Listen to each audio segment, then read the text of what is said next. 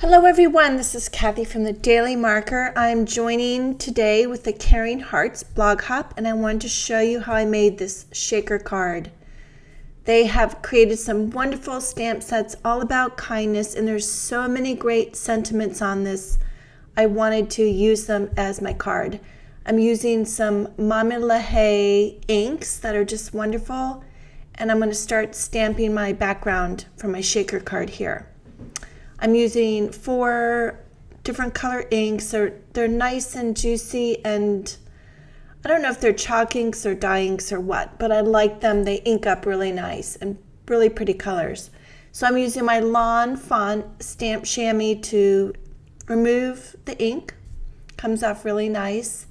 And I'm just going to create a design on my card panel with all the different sentiments. There's so many great sentiments. And we need so much kindness in this world. And I'm just thrilled that Vera and her mom, they do this wonderful thing about sending cards to, I don't want to say old folks' homes, to different care centers for the elderly people. And they got Jennifer's been involved with this, and they all work so hard to spread kindness and just do good. I mean, what a beautiful legacy for your children. So I really admire them, and I'm just tickled pink and blue to be a part of this blog hop. So as I jibber jabber, you can see me inking up this background.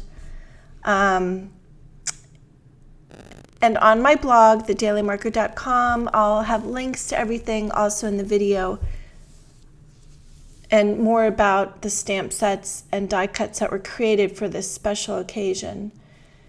Now I'm using the yellow ink to finish my background, and I'll be adding some sequins.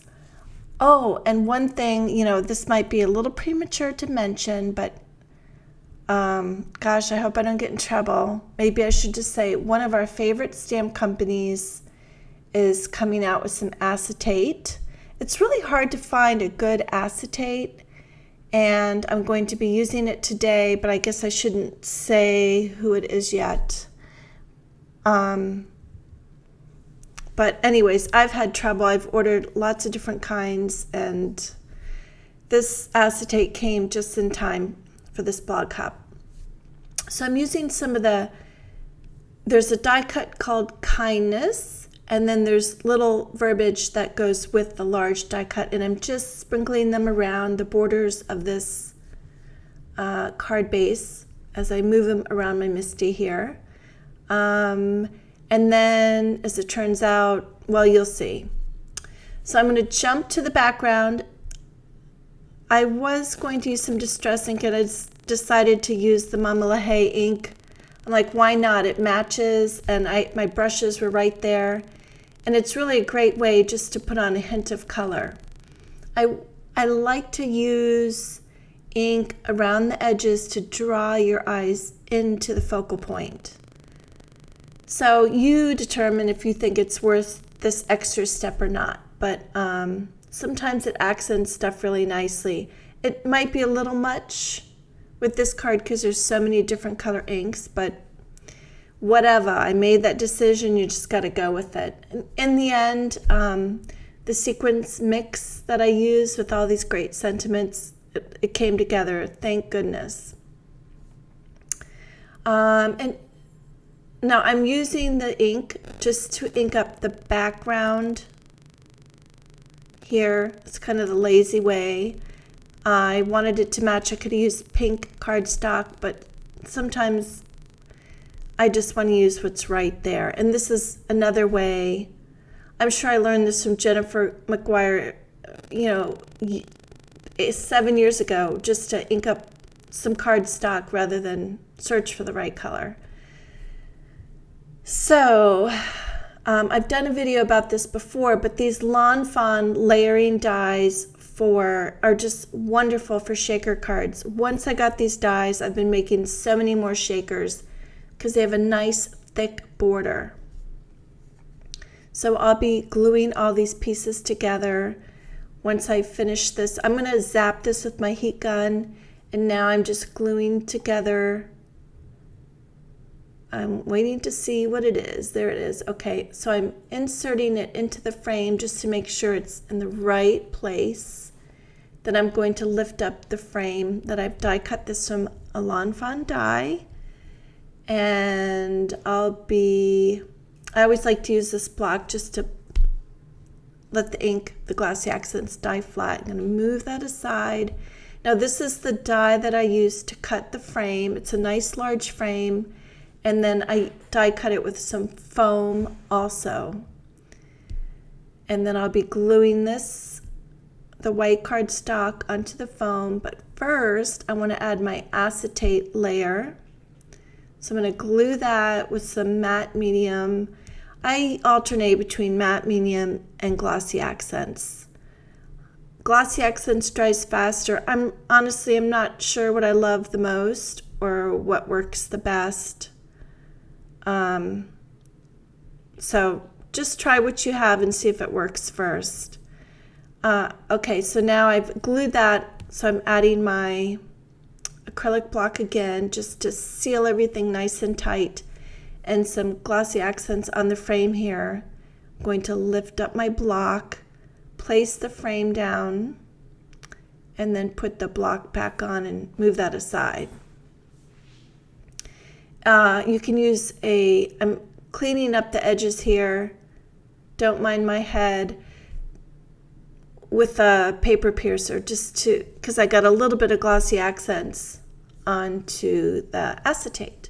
So everything's glued down. Now look at these luscious little sequence mixes. Lucy spent God knows how many hours putting these mixes together. There's seed beads, there's all different kinds of iridescent sequences, all different sizes, and they're just delicious. And I wasn't sure if I was going to use a pink mix. She has a pink and yellow mix and a lot of different pinks. And I decided to use this green. It's just so luscious. I think green and pink is kind of Lily Pulitzer, and I just thought it would be an accent nice. So I just dumped a bunch in the middle. I'm going to flatten it out a little bit here. I have some runaway seed beads, grabbing those, and then I'm going to glue my frame down. I've got some static there with a little bit of foam or paper, and I didn't do a good job getting it up. So that's okay. I'm adding some Glossy Accents to the frame, and I'll glue that down. I'm really being mindful here of taking the Glossy Accents and putting it right down the center. The stitching adds a nice guide for that. That way, if it splooshes out, it'll stay within that frame, if that makes sense. Now, I'm trying to figure out where to put this kindness. I glued three of the pieces of paper together. I didn't feel like using foam for some reason. And what I'm going to do is add a dot of glossy on the K, on the scripty parts.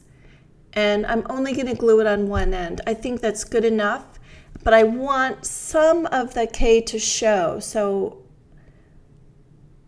that's what I'm doing, and just, I don't need to use the block on that.